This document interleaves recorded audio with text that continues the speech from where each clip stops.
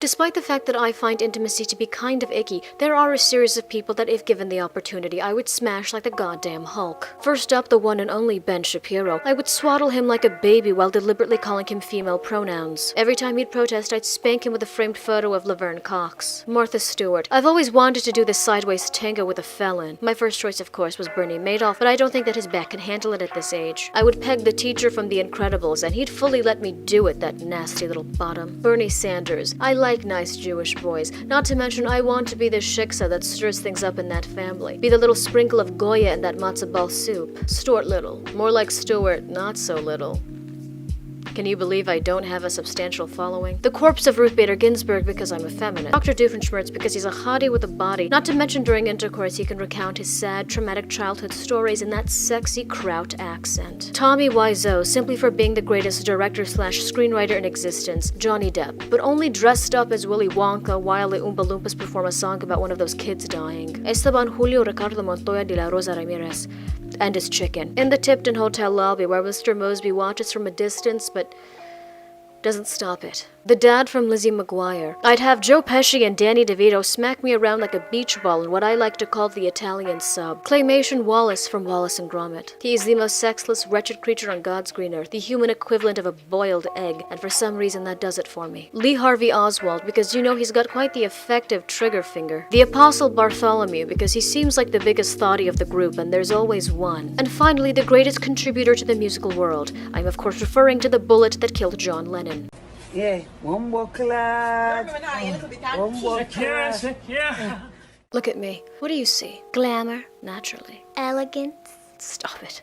No, actually, keep going. A creamy, smooth complexion you could just eat with a spoon. That's bordering on cannibalism. I'm gonna have to ask you to leave. Had it not been for my face and body, I could have been stomping down the runways of Paris, Milan, Djibouti, Chernobyl, all of the fashion capitals. But since those dreams have been crushed by the fashion establishment who demands that anyone involved in their industry have the measurements of someone recently released from Auschwitz, I have sought to enter the even more glamorous world of stock photo modeling. Now you may be asking, how are stock photos more glamorous than jetting across the world on a plane ticket that your agency forced you to pay for out of pocket, not menstruating for years on end, and attending lavish yacht parties where you witness firsthand why the children of the ultra-rich don't deserve basic rights? Well, dear viewer, I'll tell you. Imagine showing up to shoot in a warehouse that consists exclusively of a giant white void on one side and a craft service table on the other, which at first seems to have been infested with rats nibbling on the bagels until you're informed by the photographer that those are the other models that you'll be shooting with. That, my friend, is the glamorous life of a stock photo model. Even better now that there's a demand for images of people out and about doing regular activities like going grocery shopping or committing embezzlement, but with masks on. With my lower face covered, I don't have to put on my fake teeth from my missing incisors. It's just like my family always says, I look best with only my eyes showing,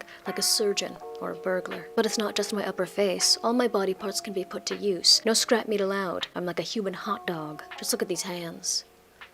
I mean, come on. They were just meant to seductively carry fruit. They're also just small enough that if need be, I can be a stand-in for a child's hand. Or from the back, a child's body, which I have done before in one of my first acting gigs a few years back where I was one of those fake 13-year-old girls used to lure in pervs on To Catch a Predator. I'd put on my baseball cap and clean a Star Trek shirt and get ready to deliver my lines with the precision of Meryl Streep. Oh, my parents won't be back from their couples retreat till tomorrow. Hee hee. Just look at these wrists. Tell me you couldn't envision me modeling a pair of handcuffs or a hospital tag on these puppies. The best part about being in the stock photo modeling line of work is that I'll be slightly recognizable, but in a way that people just can't quite put their finger on. I could be in a dimly lit lounge drinking a Shirley Temple, or at a dinner party, also drinking a Shirley Temple because I bring my own supply wherever I go. Then someone spots me. They know my face from somewhere, but after mentally rifling through all of the television shows and movies that they can remember, they just can't seem to place me. So they ask, where have I seen you before? You look very familiar. I laugh and I say, well, do you watch a lot of adult films?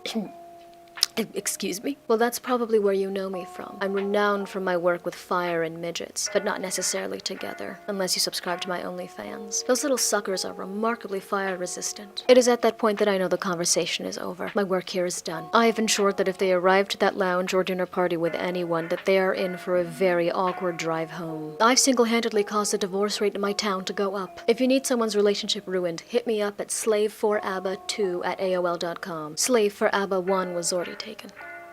The only form of compensation I will accept is a Sephora gift card. Or cash. So the next time that you need to scrap together a PowerPoint presentation for school or work, and you're scrolling through Google Images, you'll see me, staring at you, giving you a thumbs up, or standing in a room filled with diverse business people. I'll wink at you. You'll pretend that you don't see it, but I'll know that you did.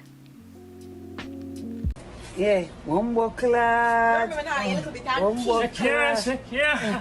I want to wreak havoc. I want to taste the sweet nectar of destruction, bask in the warm glow of a dumpster fire or a Long John Silver's that I set ablaze. The scent of charred tilapia wafting in the air, which coincidentally is the scent of my new fragrance. Coming out this spring, Séduction, that's French for MILF, sold exclusively in Claire's boutique and out of an ice cream truck in the parking lot of the Mall of America. The vendor is a woman named Irene. She's got a dead eye, but if you ignore that, she's quite the looker. Like a young Jane Lynch, but somehow more butch. She will inevitably offer you a scoop of vanilla mystery. Insist that she watch you consume it while telling you to ignore the camera recording just a few feet away from her. Heed my warning. Don't eat the scoop. The cream might come from milk, but you don't want to know whose. If you opt to get the fragrance from Claire's boutique because you're a woman of class and sophistication, then you also get a free copy of Casey Anthony's new autobiography. Besides my venturing into the fragrance industry, I still want to engage in activities that cause mass confusion, bordering on illegal but still being fairly innocuous. I must reiterate that I do not want to cause people physical harm. I emphasize this on the off chance that these YouTube videos are used against me in court. Just think of the possibilities. I could go to a local outlet mall, the type where most of the shoppers have bad knees and are on the brink of a divorce. Then, when no one is looking, I would place tiny walkie-talkies in the pockets of the mannequins. I'd lurk nearby, and then when an unsuspecting person walks past me, I'd whisper, "Psst,